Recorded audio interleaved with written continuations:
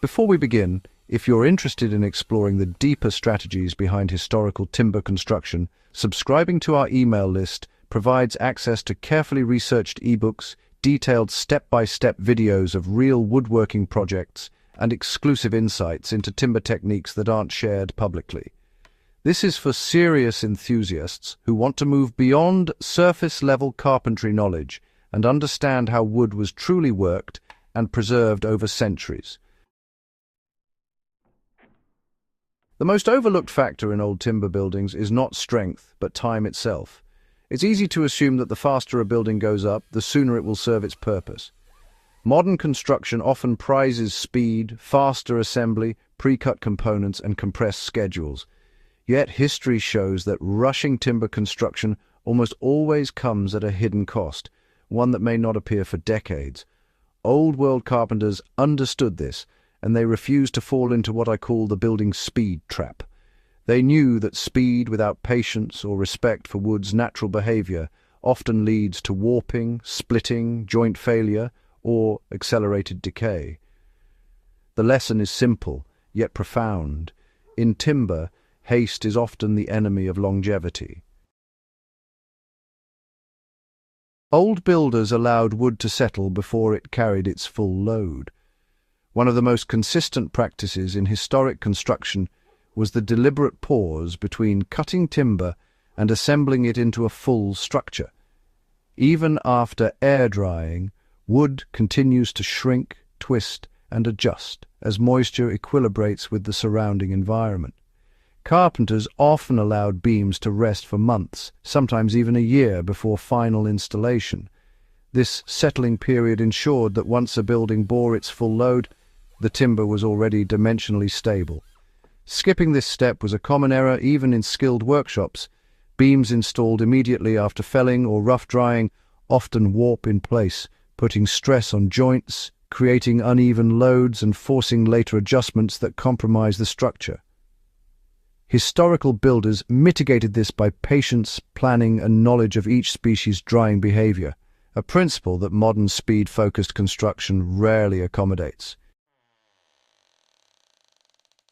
They understood that joints need space to breathe, not just fit. Traditional mortise and tenon joints, lap joints, and scarf joints were designed with movement in mind. Rather than cutting wood to the exact final dimensions, carpenters often left joints slightly loose or tapered to accommodate seasonal expansion and contraction. Tight joints that seem perfect during assembly can, over years, become pressure points that split beams or open cracks in walls. By contrast, a slightly forgiving joint moves with the wood, disperses stress evenly, and prolongs the life of the structure. Some historic builders even incorporated small gaps or channels into the design to allow moisture to escape. A seemingly minor detail, these allowances reduced water accumulation, limited fungal growth, and minimized long-term decay. These are subtle rules that are often invisible in surviving structures, but explain why so many old timber buildings remain sound after centuries. They chose timber not only for strength but for predictable behavior. Speed often tempts builders to use any available wood, ignoring species differences or grain orientation. Old-world carpenters, however, were deliberate. Heartwood was favored for sills and posts because it shrinks less and resists rot. Sapwood was reserved for secondary members or areas where flexibility mattered more than durability. Knots, irregular grain, and tension wood were avoided in critical structural locations, while straight, even-grained sections bore the heaviest loads. Different species respond differently to moisture, sun exposure, and soil contact. Oak contains tannins that resist fungal decay, pine has resins that deter insects, and chestnut combines both resilience and flexibility. Using the wrong species in the wrong location often led to early failures, a cost old builders avoided through careful selection and experience, not through chemical treatment or engineered replacements. They accounted for environmental exposure in every design decision. Another overlooked practice was the deliberate design of timber orientation, ventilation, and drainage.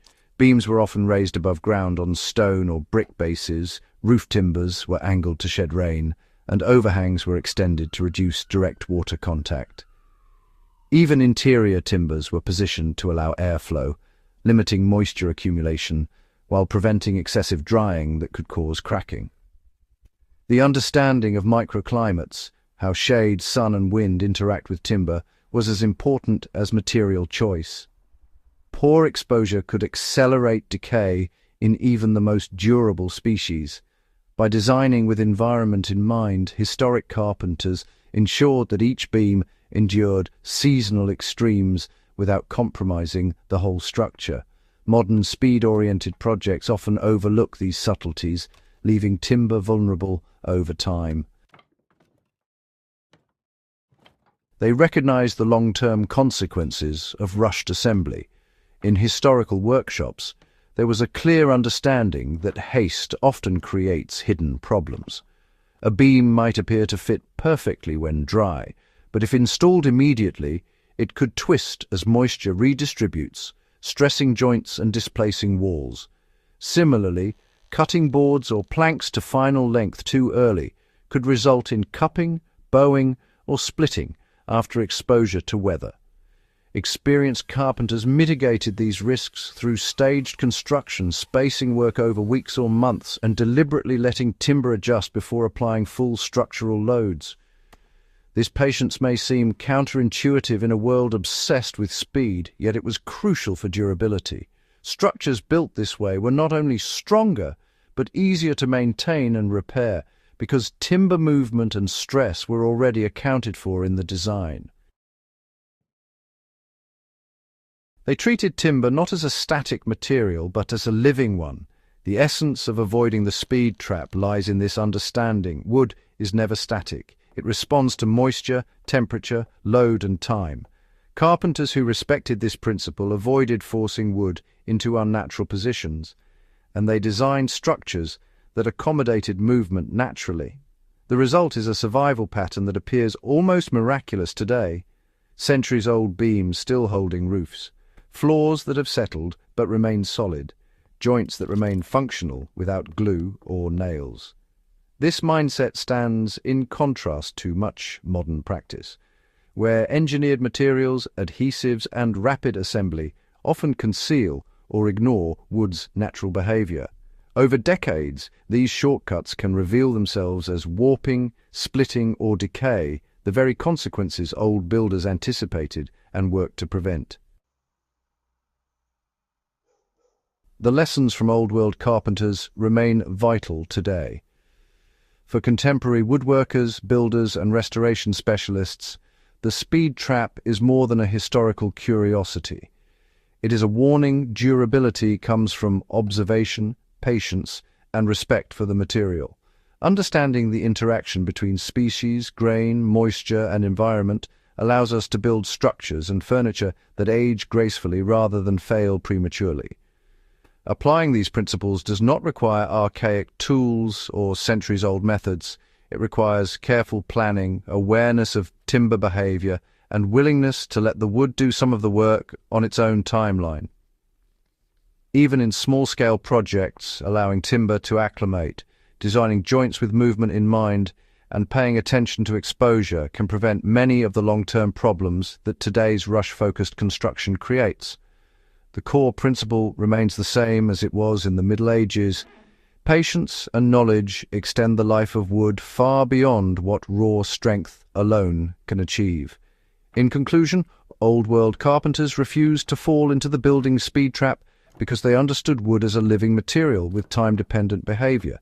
Their methods, deliberate drying, careful joint design, species selection, environmental consideration, and staged construction, allowed structures to endure storms, humidity shifts, and centuries of use.